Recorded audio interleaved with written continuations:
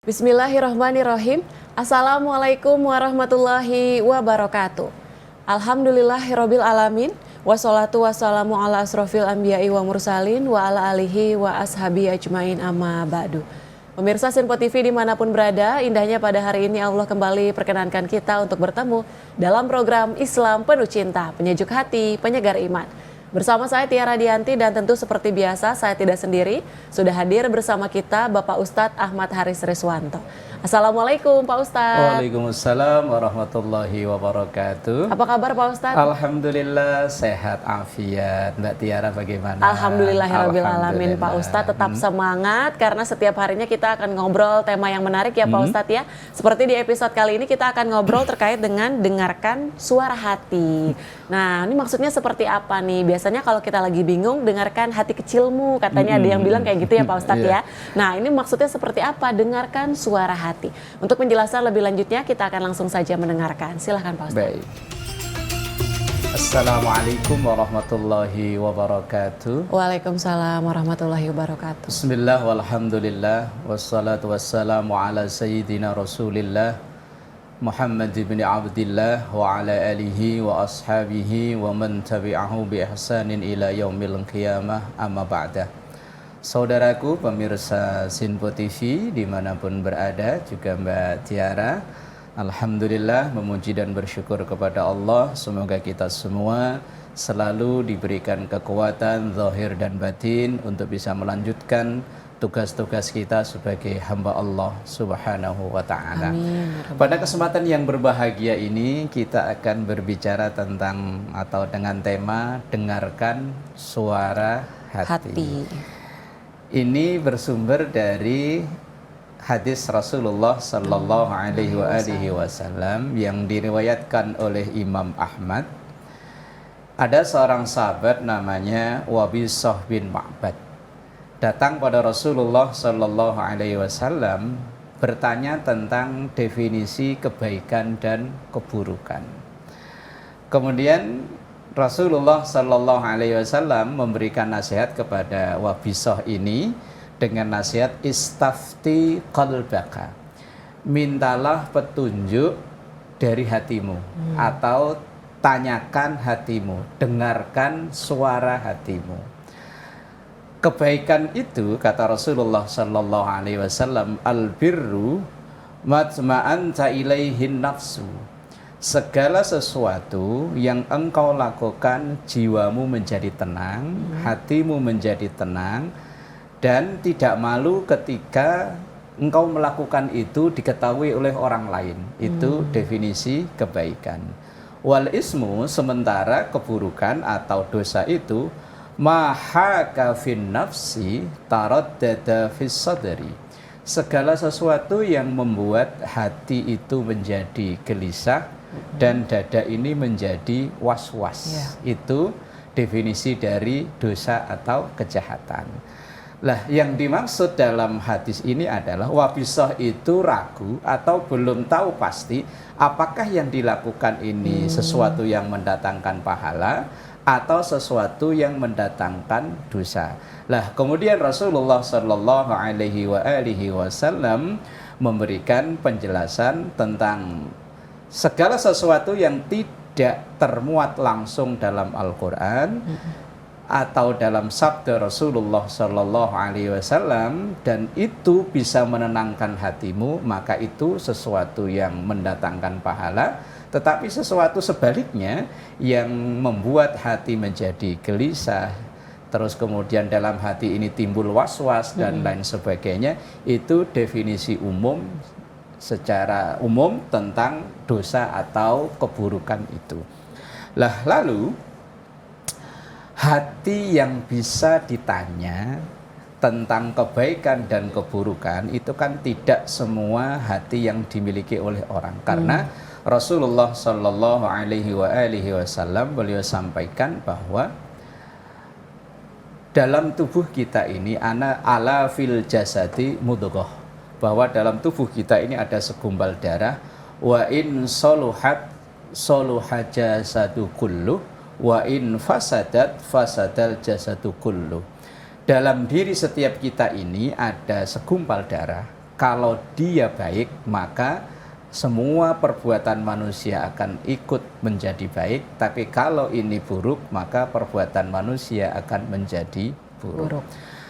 Lalu para ulama memberikan definisi hati yang bisa ditanya untuk menentukan apakah ini berpotensi pahala atau ini berpotensi dosa. Paling tidak ada beberapa kriteria. Kriteria yang pertama adalah dari hati orang yang saleh. Lah, saleh itu definisinya apa? As-saleh itu al-qaim fi huquqillah wal qaim fi huquqil ibad. Yang dimaksud dengan definisi orang saleh itu orang yang menjaga hubungan baik dengan Tuhannya dan juga menjaga hubungan baik dengan sesama manusia. Orang yang seperti ini, orang yang bisa menjaga hubungan baik dengan Allah, menjaga hubungan baik dengan sesama manusia, inilah orang yang mempunyai hati yang bersih, yang insya Allah yang bisa memancarkan kebenaran yang diragukan oleh dirinya sendiri ataupun orang lain.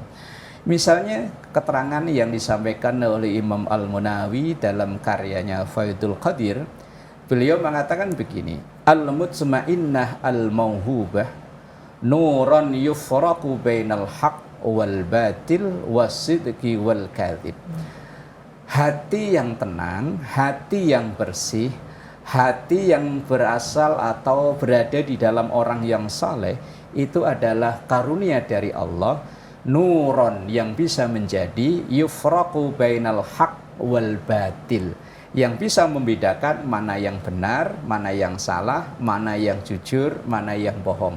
Lah, orang yang sudah dikaruniai oleh Allah ketajaman nurani seperti itu, orang seperti inilah yang untuk dijadikan rujukan kita bertanya, apakah yang saya lakukan ini benar atau salah? Apakah pilihan saya ini benar atau salah? Kalau memang ada orang yang seperti ini, orang seperti inilah yang bisa dijadikan rujukan karena berawal dari hati yang bersih. Imam Qayyim Al-Jauzi beliau mengatakan hati manusia itu ibarat cermin. Kalau cermin ini bersih, tidak ada noda dan dosa, maka insya Allah ini yang bisa buat bercermin, bisa memantulkan kebenaran, atau sebaliknya bisa menjelaskan ini benar, ini tidak. Yang pertama, hati yang bisa ditanya itu adalah berasal dari hati yang orang yang saleh. Kemudian juga Syekh Muhammad Shalih Al-Utsaimin beliau menambahkan wa hadza fi man nafsuhu mutmainnatun radiyatun bi syar'illah. Hati yang tenang itu dalam definisi ini adalah hati yang ridho, hati yang ikhlas dengan syariat-syariat Allah, atau yang tergambar dalam satu ungkapan raditu billahi rabba wa bil islami dina wa bi muhammadin nabiyya wa rasula. Kemudian yang kedua, hati yang bisa dimintakan fatwa atau nasihat atau suara hati yang patut untuk didengarkan kemudian diikuti adalah suara hati dari orang yang berilmu. Karena dalam fatwa atau sabda Rasulullah Sallallahu Alaihi Wasallam yang tadi istafti qalbaka, mintalah petunjuk pada hatimu, tentu hati yang diisi dengan ilmu. Kalau tadi adalah hati yang diisi dengan kebaikan terhadap Allah dan Rasul dan sesama manusia. Lah yang kedua adalah hati yang diisi dengan ilmu, tidak sembarang hati. Maka ada satu ungkapan dari seorang ulama bernama Al-Imam Abul Abbas Diyauddin Al-Qurtubi. Beliau mengatakan bahwa innama yasihhu mimman nawwarallahu qalbahu bil ilmi wa zayyana jawarihahu bil wara, bahwa orang yang hatinya bisa dijadikan sandaran rujukan nasihat dari kegalauan yang dialami oleh banyak orang atau kita adalah orang yang dalam hatinya ada cahaya dari Allah yang bersumber dari ilmu yang ia miliki, dan juga ia menghiasi seluruh anggota badannya ini dengan wara. Warok itu menjauhi atau menghindar dari berbagai macam kemaksiatan yang jelas. Dan juga meminta nasihat kepada hati itu hanya untuk perkara-perkara yang syubhat. Syubhat itu perkara yang tidak jelas apakah halal atau haram, apakah benar atau salah, yang tidak disebutkan secara tekstual dalam Al-Quran maupun hadis. Karena dalam hadis Rasulullah Sallallahu Alaihi Wasallam yang diriwayatkan oleh Imam Muslim, Rasulullah sampaikan al-halalu bayyinun wal haramu bayyinun. Perkara yang halal itu juga sudah dijelas, melihat Qur'annya, hadisnya. Kalau dalam urusan dunia, segala sesuatu itu al-aslu fil asya al-ibahah. Segala sesuatu yang berkenaan dengan urusan dunia itu aslinya boleh, kecuali ada dalil Quran dari hadis atau sunnah yang mengharamkannya. Kalau perkara haram, semua itu tadi di awal saya katakan semua itu aslinya halal kecuali ada yang mengharamkan. Tetapi kalau tidak ada teks yang menghalalkan atau mengharamkan, maka wa bainahuma umurun mushtabihatun, dan di antara dua-duanya itu ada perkara yang syubhat. Lah sekarang ini kehidupan modern sekarang ini banyak hal-hal syubhat yang ada di sekitar kita. Entah itu dari pekerjaan, makanan, atau kegiatan-kegiatan tertentu, itu banyak hal-hal yang mengandung syubhat. Lah, hal-hal yang mengandung syubhat inilah hendaknya kita bertanya dalam diri kita. Lah, orang yang hatinya itu bersih, hatinya yang diisi dengan tadi banyak berbuat baik pada Allah, atau menjaga hubungan baik dengan Allah, atau menjaga hubungan baik dengan sesama manusia, insya Allah hatinya itu bening. Dan kalau hati yang bening inilah yang bisa kita gunakan untuk bersandar pertanyaan dari kesyubhatan atau keraguan-raguan kita dalam satu masalah. Misalnya Mbak Tiara menemukan sesuatu, kalau sesuatu yang jelas halalnya silahkan, jelas haramnya tinggalkan. Tapi ada perkara yang kita sendiri ragu, apakah ini halal, apakah ini haram ya. Lah, kalau itu yang terjadi, maka tanyakan kepada hati kecil kita. Karena hati kecil ini nggak mungkin bohong. Tapi terkadang hati kecil menfatwakan haram, tapi real kenyataannya kadang tetap dilaksanakan.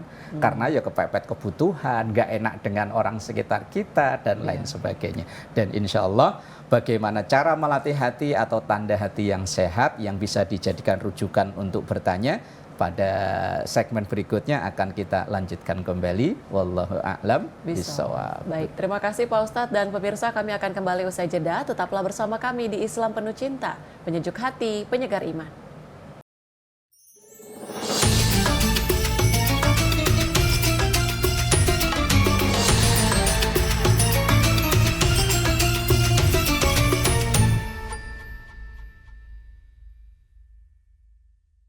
Alhamdulillahirrabbilalamin, Anda kembali menyaksikan Islam Penuh Cinta, penyejuk hati, penyegar iman. Di episode kali ini tadi kita sudah ngobrol terkait dengan dengarkan suara hati. Ini ketika ragu ya Pak Ustadz ya, apakah yang kita kerjakan ini mendatangkan pahala atau bahkan sebaliknya gitu ya, mendatangkan dosa. Tadi di segmen sebelumnya juga Pak Ustadz menyebutkan ketika kita ragu apakah misalnya ya Pak Ustadz terkait ini halal atau ini haram gitu kan Pak Ustadz, tapi kita tuh masih ragu dan kadang nggak enak mungkin sama lingkungan sekitar, orang-orang di sekitar yang mungkin malah kita tetap melakukan hal tersebut. Nah itu gimana cara menyikapinya? Tapi sebelum itu tadi masih ada lanjutannya terkait dengan seperti apa sih tanda hati yang sehat gitu ya Pak Ustadz ya. Untuk penjelasan lebih lanjutnya kita akan langsung saja mendengarkan, silahkan. Baik. Saudaraku pemirsa Sinpo TV dimanapun berada, Mbak Tiara, Alhamdulillah kita melanjutkan perbincangan kita tentang dengarkan suara hati. Bahwa hati yang bisa ditanya untuk menjawab apakah ini berpotensi dosa atau sebaliknya berpotensi pahala adalah hati yang bersumber dari orang saleh, hati yang bersumber dari orang yang berilmu, dan hanya di perkara-perkara yang syubhat saja. Lah, ciri atau tanda dari hati dari orang saleh, dari hati orang yang berilmu itu sebetulnya bisa dicek dari setiap pribadi kita. Walaupun kita mungkin keilmuan kita tidak seberapa, tapi insya Allah kalau memang yang pertama ada rasa tenang, ada rasa bahagia saat kita menjalani ketaatan. Ketaatan itu kan jenisnya ada ribuan mungkin ya. Baik ketaatan yang mahdoh itu artinya yang hablum minallah secara langsung seperti sholat, zakat, puasa, haji, atau yang ketaatan yang dari sisi ghairu mahdoh yang hablum minannas, misalnya Mbak Tiara bekerja, kemudian bersosialisasi di masyarakat, mengerjakan tugas-tugas di rumah. Ketika ada rasa bahagia di situ, berarti itu tanda hati yang sehat, hati yang bisa dimintakan fatwa atau nasihat ketika kita mengalami keraguan. Yang pertama yaitu tadi hati yang ada rasa bahagia, ada rasa tenang ketika menjalani ibadah atau ketaatan. Lah kita tinggal bertanya, saat kita menjalani ketaatan ini ada rasa bahagia atau tidak? Kemudian yang kedua, ada rasa gelisah saat melakukan pelanggaran. Pelanggaran ini banyak jenisnya, mungkin ada yang pelanggaran nilainya besar, yaitu melakukan kemaksiatan yang jelas-jelas kita tahu itu dilarang, atau pelanggaran-pelanggaran yang kecil misalnya, membuang sampah dengan sembarangan. Ini kan pelanggaran yang terlihat sepertinya kecil, tapi kalau dibiasakan akan jadi besar juga. Ketika melakukan pelanggaran itu, dalam hati kita ada rasa gelisah, was-was dan lain sebagainya, itu berarti pertanda dalam hati ini ada hati yang sehat, yang bisa untuk dimintai nasihat itu tadi. Kemudian hati yang begitu mudah mengingat kepada Allah Subhanahu wa taala. Ketika ia melakukan pelanggaran, itu yang dilihat bukan besar kecilnya pelanggaran, tetapi kepada siapa kita melakukan pelanggaran. Ketika kita berbuat kesalahan, ini bukan masalah kecil, bukan masalah besar, tapi kepada siapa kita berbuat kesalahan. Tentu yang paling mendasar adalah kesalahan pada Allah Subhanahu wa taala.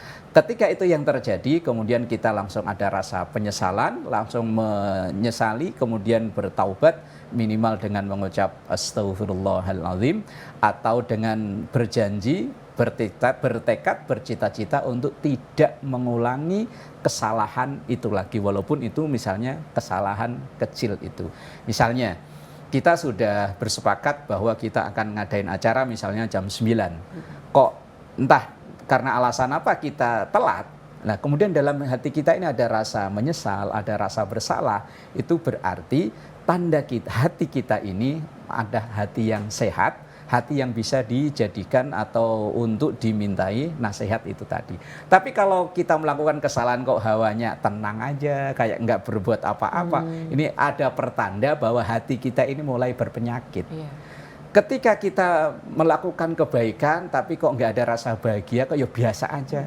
Saat melakukan maksiat kok ya biasa aja, nggak ada rasa menyesal dan lain sebagainya. Itu pertanda hati yang begini jangan ditanya lagi.